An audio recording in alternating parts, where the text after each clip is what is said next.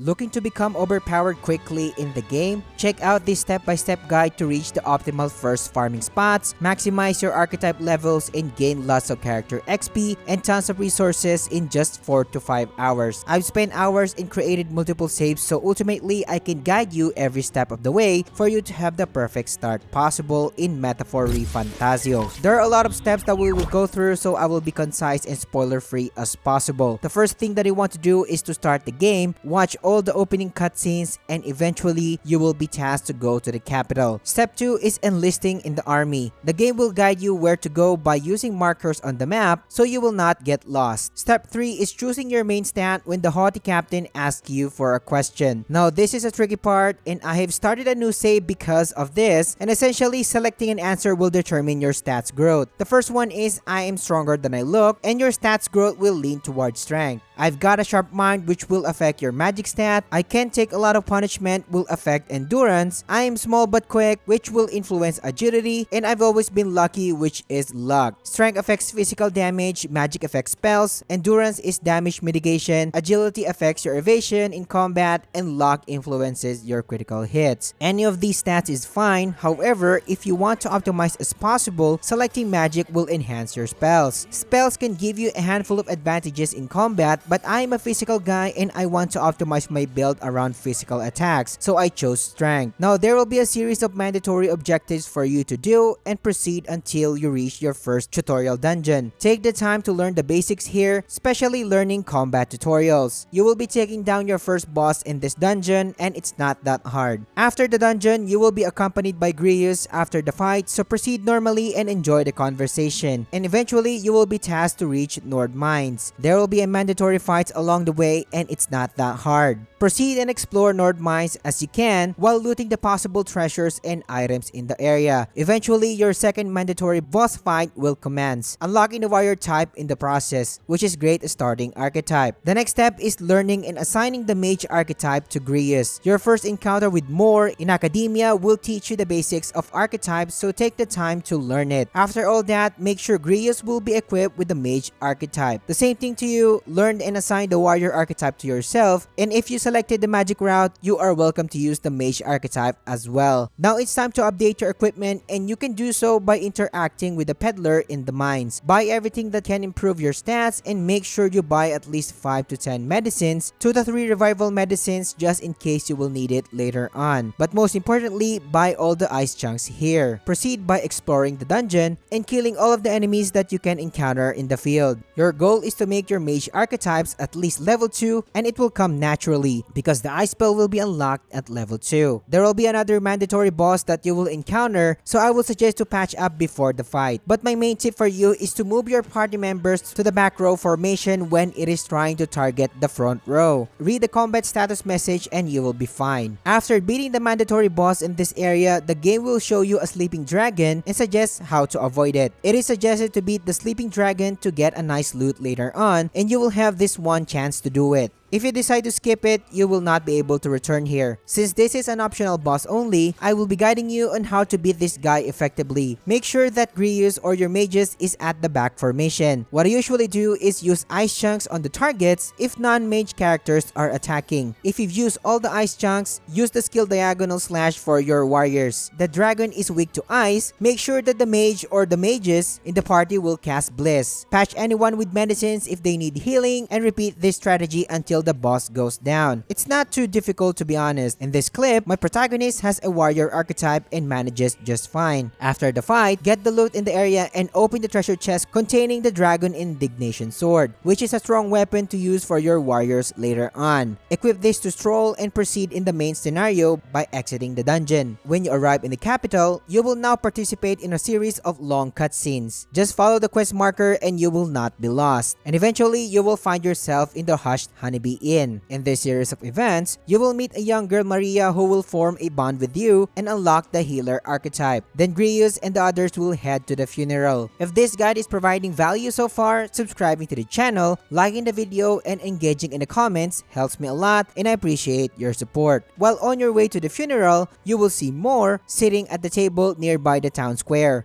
Access Academia from here and receive the healer quest from more. Unlock the healer for yourself and equip it. Head straight to where the marker is leading you and watch the funeral cutscenes play. A lot is going to happen here, so enjoy the scenes. You will eventually find yourself in the dungeon, but there are no boss fights this time. Just explore it normally and meet Hulkenberg at the top floor. After the events in the cathedral, you will find yourself in the town square again, but this time head to the catacombs. You need to beat the boss waiting for you there to proceed. It's not that hard and you will be unlocking the knight archetype in the process. After the fight, you will find yourself back in the inn, which is going to be your headquarters from now on, and Hulkenberg will formally join your party. Soon you will start your official first day in the game or in the calendar, which is June 12, and this is where the game allows you to do certain tasks that will affect your schedule. But since I am here, you don't need to worry about that and progress by visiting the local shops first. If you don't know where it is, your map will have the icons for each type of shop. Like for example, the weapons, armors, and accessory shop. Visit each one and buy every equipment that you can to update your stats and replenish your consumables. Remember the healer archetype quest from more? It is now time to complete this quest, and I might be wrong at this, but if you explore thoroughly all of the previous dungeons we've been through, you will have 10 heroes incense and fruits in your inventory. Use it all to make your healer archetype to level 10. It is also possible I received this when I bought the DLC items. If you do not have the heroes incense and fruits on the other hand, it's not a big deal and you can complete this quest later on. Upgrade the healer archetype to level 10 with heroes, incense, and fruit as mentioned. If you somehow manage to do so, head to Academia and turn in the healer quest to more. The reason why we need to do this is it will increase your imagination virtue and progress your relationship with more. Rank 2 relationship with more will inherit 2 skills from the seeker archetype, useful if you wish to build it later on. But most importantly, you will unlock the ability to access archetypes outside of Academia anywhere. Step 16 is head to catacombs. You can do this by talking to Hulkenberg outside of your headquarters. Upon entering the catacombs, you will meet a papyrus lady and she will ask you to look for someone. Once you enter the next area, your first save point will be available to you. Make sure to save here and have a backup just in case you mess up later. Now proceed as you can complete the papyrus girl's quest by properly exploring the dungeon. For the sake of the video, I will not be providing directions where to go because the dungeon is fairly easy to navigate. Once you find the missing person, the quest will end and you will unlock the brawler archetype by forming bonds with Katharina. Progress in the dungeon by exploring the inner section of the map, and again the dungeon is fairly simple to explore, so just get the items and kill the enemies along the road. But note this, and this is very important, if you encounter glowing crystals that spawn skeletons, try your absolute best to not destroy the crystals. Until you've unlocked the second save point in this dungeon, this is going to be your starting point for the actual farming spot. Save your game first or your progress and make sure to create a backup save. It's easy to mess this up, so it is suggested. I'm showing the actual location of the save point or your starting point on the screen right now. To start the actual farming method, make sure that the protagonist is equipped with the mage archetype. Then if you haven't leveled your healer archetype to level 10, have Stroll or Hulkenberg learn the healer archetype. But if your healer is already at level 10, you can level up any archetype you wish for Stroll and Hulkenberg. Head to the corridor where the crystals are located, and the best thing to do is stand between the 2 crystals in the corridor. This crystal will eventually release skeletons that you can easily take out normally because your level at this point is pretty much higher than theirs. Since you are equipped with the mage archetype, your overworld attacks will be an AoE type of attack, so clearing these skeletons will be a breeze. You need to be extra careful to not completely take out the crystals as they will not spawn back. This is one of the reasons why I suggested you to make save backups. The crystals do not respawn, and I tested this many times. I tried to load my save and even teleport back to the entrance and still not respawn. The safest play is to just wait for the skeletons to come at you when you are in the middle of the 2 crystals that I am showing here. Now there are times when your teammates will attack the crystal on their own. It will require multiple hits before going down, but make sure to monitor the crystal's health. If the crystal health is low, head to the save point to restore the crystal's health. Make sure to save your game from time to time to avoid wasting time. After hours of testing, this method will net you 4,800 to 6,000 character XP, 5,400 to 6,900 for archetype XP, 25,200 to 30,000 mag, and 23,400 to 24,800 for cash, and these amounts are a lot for the early game. To give you the right perspective, I managed to level up a level 1 archetype to level 13 after an hour of farming, so you are looking at roughly more than 2 hours of farming when maxing an archetype from level 1 to 20. Earn 150k mag and 60k money, which is a lot for someone who just started the game. And take note, I managed to reach this progress after spending 5 to 6 hours in the game. And I already have 2 archetypes max, maybe 3 since I used different archetypes and juggled between them. You can use this method to unlock and max all of your current archetypes in the game, or even stockpile a lot of mag and cash. But if you wish to continue, there is another farming spot that might interest you and also let you unlock another archetype and more tips that will make your experience better. After gaining a lot of resources from this spot, the main scenario will require you to complete the whole dungeon and end this day. However, once you finish this dungeon, you cannot go back. I might be wrong though, but I tried returning to it after the events and I was not able to. Assuming you want to move forward, your second day in this game will now start. Talk to the informant first and buy all of his available information. Then head to the San Lumeo street and accept the cooking quest from a guy near the streets. I pinpointed the location here and he will ask you to intern at Hushed Honeybee Inn in the kitchen and share the experience with him. Not far from your location, there is a bench when you can use to increase your wisdom by observing your surroundings. Again, I pinpointed the location here and after that, nighttime will commence. Teleport to Honeybee Inn and talk to Fabienne to teach you how to make the red grass recipe, but she will ask you to get the ingredients first. Before heading out, talk to the informant again inside the inn and buy his red grass information so you can buy the raw materials in the town square. Teleport to the Grand Cathedral and I pinpointed the location where you can buy the said ingredients. Buy the pristine clear water from Entero Merchant, buy the Bido meat from the Holy Meat Shop, and lastly, buy the red grass from the herb seller. If you buy the information from the informant as mentioned, head back to the inn and cook the red grass roasted Bido, stick to the recipe and it will be a success and your tolerance virtue will increase as well. The next day will start and head to the cooking quest giver to turn in the quest to get your wisdom to 2. Now that your wisdom is at level 2, you can now appraise weapons in the church and it is along the street and head there. Once you are inside, weapons being appraised in the church can turn into something strong like your dragon sword here with 144 attack and deals fire damage when dealing normal attacks. So now you have another strong starting sword and keep this feature in mind as it will be handy in the future. Now it is time to head to Belega Dungeon and accept the Belega Dungeon quest from Brigida, and I have pinpointed her location on the screen right now. If you level up your archetypes and characters a lot in the previous spot, there's no need to prepare that much for the next dungeon. And after accepting the quest from Brigida, head to the gate and head to Belega Dungeon. Once you are in the dungeon, I suggest exploring and completing the dungeon normally first. Once you've reached the depths of the dungeon, beat the Gaptauros with 3 level warrior archetypes or whatever you prefer. This battle will be a breeze if you level up your characters beforehand. So in my case or in this clip, I have used the Peerless Stone Cleaver and Bamboo Splitter a lot to delete this boss down. Once the boss is down, don't return to town yet and I will teach you how to farm on the second spot. Notice that you can use a teleporter for you to access the dungeon entrance. You will be using this a lot. Access the teleporter and we will now start the actual farming method, and I am using the same farming build as you can see with the mage archetype, just like in the previous method. As soon as you enter the dungeon again, wipe the first party of the goblins near the NPC, the one in the hallway, and then turn right inside the room with the treasure chest. Go back into the hallway and turn right to access the small passageway past the toothed NPC monster. There will be moths flying around and a mage goblin. Take them out and head to the lower floor. Head to your left and follow the long hallway with 3 goblins waiting for you, and then head to the lower floor again.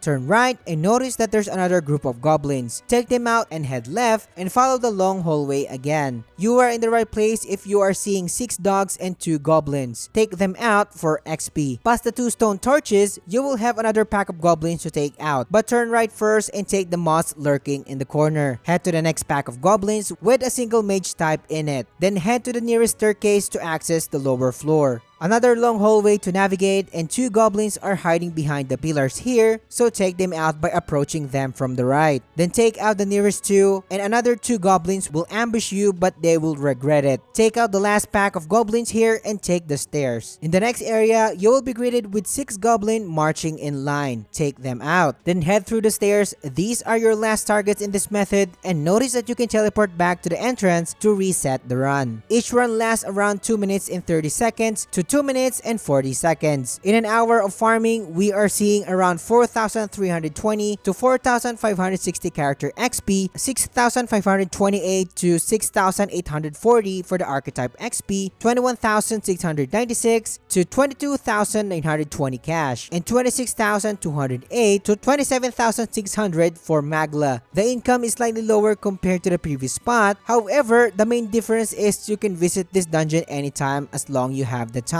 Your main quest requires you to defeat the Gaptaurus, but since it's already dead, it is now time to turn in the quest to Brigida. Assuming that you are done farming, return to the city and your party will spend the night to rest. The next day, head to Brigida to complete the quest. You will earn extra cash and increase your courage virtue as well. But most importantly, unlocking the merchant archetype, which can be useful in your next farming runs. As promised, here are additional tips which can make your experience better in the game and make you even more overpowered.